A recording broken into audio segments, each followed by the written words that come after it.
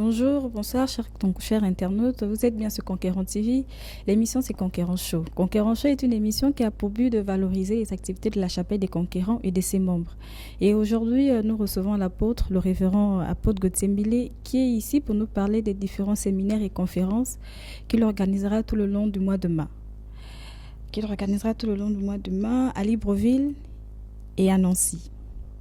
Bonjour, apôtre. Bonjour. Comment allez-vous? Ça va très bien. Alors, comme dit tout à l'heure, vous êtes ici pour nous parler et informer des différents séminaires et conférences que vous allez organiser à Libreville et à Nancy. Alors, nous allons tout d'abord débuter par celui de Libreville, le séminaire sur les pièges de la destinée.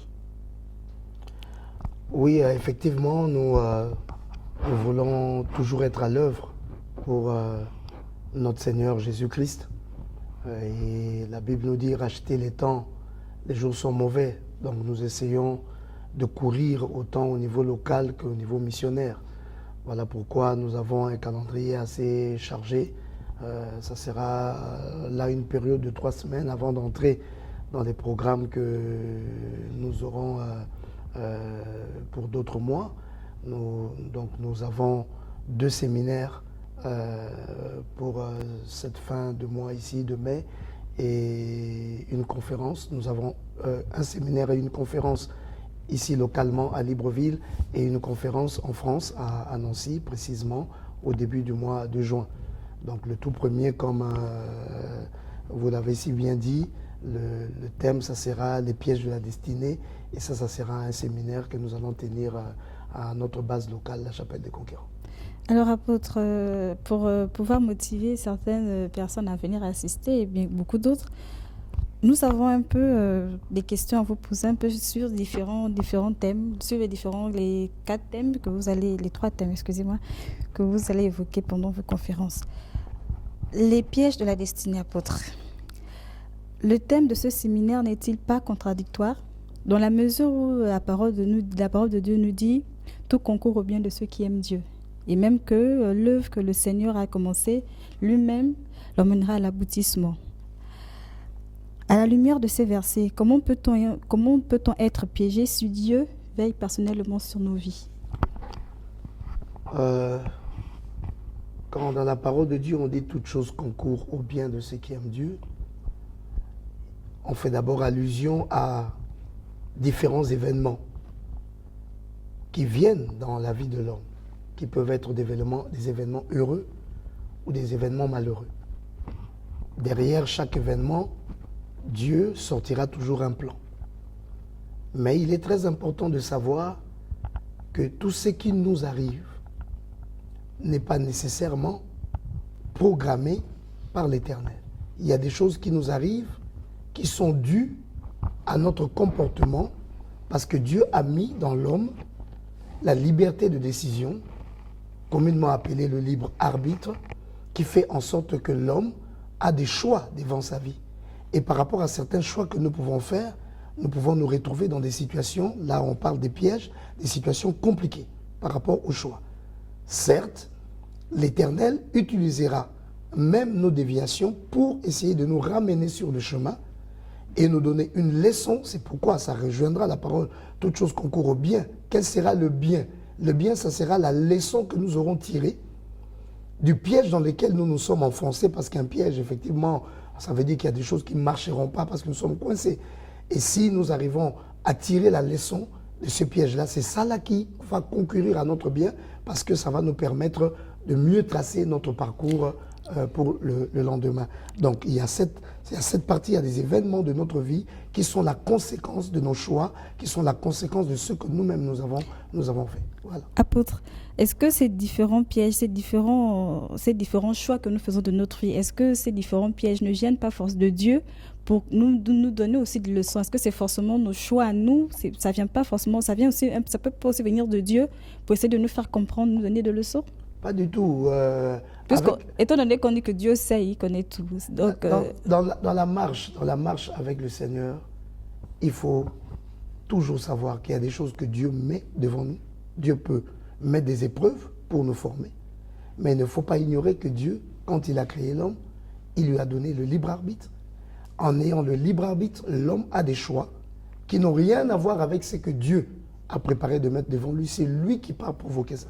Je vais lire par exemple un texte dans le livre de Juges. Le livre de Juges, je ne vais pas enseigner dans l'émission, mais pour argumenter, dans le livre de Juges, au chapitre 1, si je lis à partir du verset Juges chapitre 2, à partir du verset 1, un envoyé de l'Éternel monta de Gilgal à Bokim et dit, je vous ai fait monter hors d'Égypte et je vous ai amené dans le pays que j'ai juré à vos pères de vous donner. J'ai dit, jamais je ne romprai mon alliance avec vous. Et vous ne traiterez point d'alliance avec les habitants de ce pays. Vous renverserez leurs autels. Mais vous n'avez pas obéi à ma voix. Dieu a dit, ils n'ont pas obéi à sa voix. Et dit, pourquoi avez-vous fait cela? J'ai dit alors, je ne les chasserai point devant vous, mais ils seront à vos côtés et leurs dieux vous seront un piège. C'est là. Dieu leur a dit, renverser les autels. C'est eux, dans leur décision propre, au lieu d'obéir à la voix de Dieu, parce que Dieu a donné la liberté de la décision, comme Adam et Ève avaient la liberté de désobéir à ce que Dieu leur avait donné, qui nous a conduits dans le chemin du péché. Et Dieu devait leur faire voir la conséquence de ces péchés et venir maintenant récupérer la situation par la rédemption qui a valu même tout un sacrifice à la croix de son Fils. Donc nous voyons dans ce chemin ici, ils ont désobéi et Dieu a dit, parce que vous allez désobéir, au lieu de vivre tranquillement dans le pays que je vous ai donné, ces gens-là avec qui vous avez fait alliance vivront à vos côtés et parce qu'ils prieront leurs dieux seront un piège pour vous. Et ça, c'est ce qu'on appelle le piège du compromis. Parce qu'il y a différents pièges. Et c'est dans le séminaire, nous voulons justement expliquer comment nous pouvons nous retrouver accrochés dans des pièges. Et surtout les constater pour en sortir. Parce que si tu es accroché à un piège, ça veut dire que tu n'avances plus dans ta vie. Et il y a beaucoup de gens qui voient certaines choses, certains domaines dans leur vie ne pas avancer parce qu'ils sont sur un chemin où ils sont piégés. Quelle nuance existe-t-il entre le destin et la destinée? Le destin et la destinée, il y a une petite nuance. Le destin paraît un mot fort où les choses sont déterminées, sont placées et ça ne bouge pas.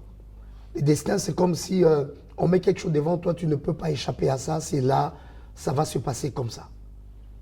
La destinée, il y a une petite nuance. Dans la destinée, Dieu nous conduit plus dans la destinée.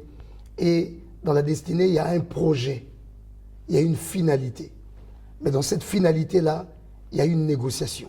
Il y a une marge de liberté. Il y a des choses que nous pouvons négocier. C'est pourquoi dans la destinée, on peut échapper à certaines choses, on peut négocier certaines choses, on peut amener certaines choses à se faire différemment. Alors que dans le destin, en fait, nous n'avons pas le pouvoir de changer quoi que ce soit. Parce que ça a été donné, la chose a été donnée par Dieu. Dans le destin, Dieu, il nous conduit dans la destinée. Il nous conduit dans la destinée. Il a un programme avec nous. Il connaît nos faiblesses.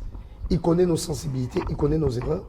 Et à chaque point, il est prêt à négocier. Voici par exemple ici, l'Éternel. Voici ce qu'il programme, que l'on peut considérer comme un destin. Mais, dans cet exemple ici, l'homme ne reste pas dans cette marche-là, il se déplace. Qu'est-ce que Dieu fait? Dieu vient récupérer. Parce qu'il a un but qu'il veut atteindre avec eux. Et ça, c'est la destinée. Ça, c'est la destinée. Le destin nous enlève le pouvoir de réagir. La destinée nous donne une liberté d'agir, de réagir, de négocier, de recadrer des choses et ainsi de suite. Et Dieu est un Dieu de destinée. Y a-t-il des domaines précis dans lesquels l'ennemi agit pour nous piéger, pour piéger nos vies? Il y a plusieurs domaines dans lesquels l'on peut se retrouver dans des pièges. Si je peux en citer quelques-uns, il y a par exemple la convoitise. Quand quelqu'un entre dans le chemin de la convoitise, il va se retrouver piégé. Parce que la convoitise, étant définie de manière simple et spirituelle, c'est rechercher des choses qui ne te sont pas destinées. Quand on court derrière des choses qui ne nous sont pas destinées, qu'est-ce qui se passe? Ben, nous allons nous retrouver avec des problèmes tels que nous manquons la force de les acquérir. Ça risque de nous conduire à tricher. Ça risque de nous conduire à nous fatiguer, à attendre, à avoir des espérances, même que nous appelons la foi. Il y a des mauvaises foi. On ne peut pas avoir la foi aux choses qui ne nous sont pas destinées. Car la foi doit venir de ce qu'on entend. Et ce qu'on entend doit venir de la parole de Dieu. Et dans la parole de Dieu, il y a les rémas. Il y a des choses qui nous sont destinées. Mais si quelqu'un commence à développer une soi-disant foi d'acquérir quelque chose qui ne lui est pas destiné, comprenez que cet homme-là risque de passer le temps dans sa vie et de se retrouver déçu. Combien de personnes ont proclamé que Dieu les a déçus? Mais quand on regarde, en fait, ils étaient dans une piste, ils couraient sur un chemin où Dieu ne les voyait pas. Mais ce chemin-là, comment ils se sont mis là-dedans? C'est la convoitise qui les a amenés là. Ils ont peut-être vu les autres faire, ils ont peut-être vu les autres avoir, ils ont voulu calquer leur vie aux autres, et ils sont en train de foncer, de fournir plein d'efforts dans un chemin qui n'est pas les leurs, par convoitise. Parce qu'ils veulent posséder telle chose, parce qu'ils veulent avoir telle chose, et ça peut devenir un piège. À un moment donné, il faut se rendre compte que j'ai été piégé par ma convoitise. Et que je dois m'arrêter, faire marche en arrière et retrouver quel est mon véritable chemin. C'est ça le but du séminaire. Il y a le domaine de la vengeance, je ne vais pas tout développer ici, parce que c'est ce que nous allons parler dans le séminaire. Il y a le domaine de la vengeance. Quelqu'un qui se venge, il quitte son terrain. Il quitte son terrain, il est maintenant dans une histoire où il est en train de régler des comptes à quelqu'un. Son comportement n'est plus un comportement normal. Son parcours n'est plus un parcours normal. Il devait aller à gauche. Il est en train de partir à droite parce qu'il doit régler des comptes à quelqu'un. Ben, Dieu n'est pas avec lui sur ce chemin. Il dit à moi la vengeance, à moi la rétribution. Il y a le compromis, c'est tel que nous venons de lire là. Dieu dit il faut faire comme ça, ils n'ont pas obéi. En faisant le compromis avec des gens, des personnes avec qui ils ne devaient pas cohabiter, en faisant le compromis avec des choses que nous ne devions pas faire, nous enfantons, nous attirons, nous mettons dans notre décor des choses qui deviennent un piège contre nous. Des choses qui commencent à nous frapper, qui commencent à nous nuire. Mais c'est nous qui les avons amenés là. Nous les avons amenés là. Nous connaissons par rapport à ces choses. Salomon était piégé. C'était quoi, les femmes? Les femmes il était bien averti, son papa l'avait averti, mais il n'a pas écouté. Il a pris des femmes qui invoquaient d'autres dieux, mais ces femmes-là ont amené leur dieu, et Salomon s'est retrouvé dans ce piège-là. Ce qui a valu que le royaume soit brisé après lui. Donc, il y avait un piège. Il y a la peur. La peur qui peut être un piège. La peur te fait fuir les défis que tu dois affronter. Mais quand tu fuis ça, le chemin que tu prends, c'est quel chemin? Tu es piégé. Tu es piégé. Tu as voulu le chemin de la facilité t'a piégé. Parce que tu te retrouves, il y a plein de choses qui viennent, qui sont programmées dans ta vie, qui sont en train de venir. Tu n'as pas pu acquérir les équipements qu'il te fallait parce que tu as fui des défis. Tu as fui des choses que tu devais affronter. La peur. Il y a l'acharnement. Quelqu'un qui est acharné. On voit des fois, moi je suis pasteur, nous recevons des fois des sœurs qui viennent en matière de mariage. Elle est acharnée, elle te dit que c'est cet homme-là, vous allez être obligé à faire des prières et des jeûnes pour quelque chose où vous sentez que ce n'est pas le chemin. Mais elle est acharnée. Et dans l'acharnement, elle peut jouer à des techniques, à des choses pour, je ne sais pas quoi, maîtriser une personne d'une manière ou d'une autre. Mais bon, ça fait le temps que ça va faire. Après quelques mois ou après une année, on sent que Dieu n'est pas dans cette affaire-là et ça crée des malheurs. Mais la personne veut encore rester là-bas, il faut se battre, on n'arrache pas n'importe quoi. Il faut arracher, il faut tirer, il faut ceci, il faut cela, il faut persévérer. On ne persévère pas dans la bêtise. Mais quand on est dans l'acharnement, on va chercher à persévérer et ne pas se rendre compte que là, je suis dans la bêtise. Ne pas se rendre compte que là, je suis dans l'erreur. C'est pas dû à un manque c'est pas dû à un manque de connaissances ou... Un manque de connaissances, un manque de discernement. Justement, quand on va donner les éléments qui permettent de diagnostiquer qu'on est piégé, quelqu'un pourra se rendre compte que, ah, là, je crois que, là, je m'acharne. On peut s'acharner pour un projet. Dieu ne nous voit pas là. On peut s'acharner pour un travail. Il y a des gens qui pleurent, qui jeûnent, qui prient, parce qu'ils veulent travailler à la fonction publique. Dieu veut faire de toi un homme d'affaires. Et tu vas t'acharner, tu t'acharnes, mais il y a des fois des signes. Ce n'est pas nécessairement le diable. L'apôtre Paul qui voulait entrer en Asie, ce n'est pas le diable qui l'a bloqué. Non. Le Saint-Esprit l'empêcha d'y aller, ce n'était pas son terrain. Mais s'il s'acharnait, il allait entrer. L'acharnement nous conduit dans des volontés permissives.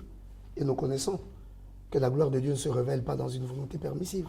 Au contraire, c'est des malheurs qui viennent. On dit c'est la bénédiction de l'Éternel qui enrichit ses faits souffrent d'aucun chagrin. Il y a des choses dans lesquelles nous entrons par acharnement et qui créent dans notre vie des tristesses. On commence à regretter, mais on a perdu 20 ans dans une histoire où on s'est acharné. On a quel âge pour tout refaire? Voilà. Donc, il y a l'acharnement, il y a l'aigreur. L'aigreur, ça t'amène à étouffer la force de ton action et ça t'amène de négocier ta vie à la baisse.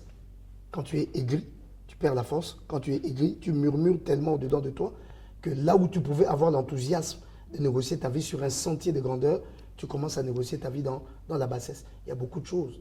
Il y a beaucoup de choses qu'on peut parler. J'ai parlé de l'aigreur. Il y a la mauvaise connaissance, le mauvais levain. Le mauvais levain. Quand tu écoutes des mauvaises nouvelles, quand tu écoutes des paroles qui n'ont rien à voir avec le Dieu qui te conduit dans des victoires, dans l'élévation, ces paroles-là, comme Jésus-Christ disait, méfiez-vous du levain des pharisiens, parce que ces levains-là, ça entre en toi, ça devient un credo en toi, ça devient une conviction, une fausse conviction en toi qui commence à canaliser ta vie selon un faux enseignement. Tu es piégé. Tu es piégé. Et c'est pourquoi la Bible dit, vous connaîtrez la vérité vous affranchira. Parce que quelqu'un peut se retrouver esclave d'un enseignement. Et il commence à retrouver, à guider sa vie dans des sentiers qui n'ont rien à voir avec les promesses que l'Éternel a libérées sur lui. Apôtre Gauthier, à quel niveau ces pièges peuvent se manifester dans nos vies? À tous les niveaux. C'est vraiment, nous parlons là de notre destinée. C'est-à-dire tous les domaines de notre vie. Ça dépend de la nature du piège, de la manière dont ça se fait. Et donc, à tous les niveaux, ça peut se manifester. Regarde, nous avons lu ce petit exemple de ce peuple qui a désobéi. Ça a pris le temps que ça pouvait prendre. Mais maintenant, Dieu leur apparaît pour leur dire que ce peuple qui ne devait pas être avec vous, vous devez être libre sur votre territoire. Maintenant, moi, je change ma décision. Je les garderai avec vous. Mais parce qu'ils seront avec vous, ils serviront leur Dieu. Donc, vous avez ajouté une tentation en plus autour de vous. Votre atmosphère ne sera pas si pure que ça. Parce qu'il y aura d'autres dieux qui seront invoqués non loin de vous. Alors ces gens-là, dans leur parcours, dans leur vie, ils se retrouvent dans des combats. Leur ciel n'est pas ouvert pour invoquer leur Dieu parce que leur ciel est pollué par des autels, d'autres dieux qui sont là. Mais qui a causé ça? Eux-mêmes. Ils se sont retrouvés dans un piège. Et ça peut se manifester dans leur vie économique, ça peut se manifester dans leur vie sentimentale, ça peut se manifester. Ils vont se retrouver à épouser des femmes qui s'inclinent devant des dieux étrangers. Et ils vont faire des enfants qui seront des enfants hybrides. Mais, pasteur, et ainsi de suite. À ce niveau, qu'est-ce qu'on peut faire pour revenir sur le chemin de notre destinée? C'est le but justement du séminaire. Nous allons amener les gens à comprendre déjà les différents points qui peuvent amener quelqu'un à être piégé, les symptômes qui permettent à déceler que dans ma vie, ce que je vis là, ça peut être un piège. Et après, nous allons montrer par le Saint-Esprit, par Jésus-Christ, comment est-ce qu'on peut sortir de ces pièges-là, par la prière, par la délivrance, par la prise de conscience et retrouver un chemin nouveau avec une onction nouvelle pour marcher avec Christ sur les sentiers qui te sont réservés. Et là, en un rien de temps, tu vois la vie redécoller, des signes de Dieu se manifester. Apôtre, les jours du séminaire, l'heure? Je crois que nous commençons le séminaire mardi, c'est quelle date encore? Le 17. Mardi 17. Et nous allons commencer à partir de 18h, donc on sera là mardi 17, mercredi 18, jeudi 19, vendredi 20. Nous allons terminer cela dimanche Dimanche, ça sera le matin. Dans la semaine, nous travaillerons à partir de 18h. Dimanche, ça sera notre culte du matin à partir de 8h. C'est là que nous allons tout clôturer avec une bonne prière d'action des grâces et d'onction. Et ça sera un séminaire à la fois d'enseignement, de délivrance, de remise au point de certaines choses et d'affectation de la puissance de Dieu. Voilà, chers internautes, le séminaire sur le piège de la destinée, c'est le 17, le 18, le 19, le 20, à 18h30 à la chapelle des Conquérants et le 22, dimanche, à partir de 8h30. C'était la première partie de notre émission. Nous revenons donc peu pour la deuxième partie avec la conférence, les deux autres conférences de la l'apôtre. Les cieux proclament la gloire du ressuscité. Rien n'est égal à la beauté du Seigneur. À jamais il sera l'agneau sur le trône. Je fléchis le genou pour l'adorer lui seul.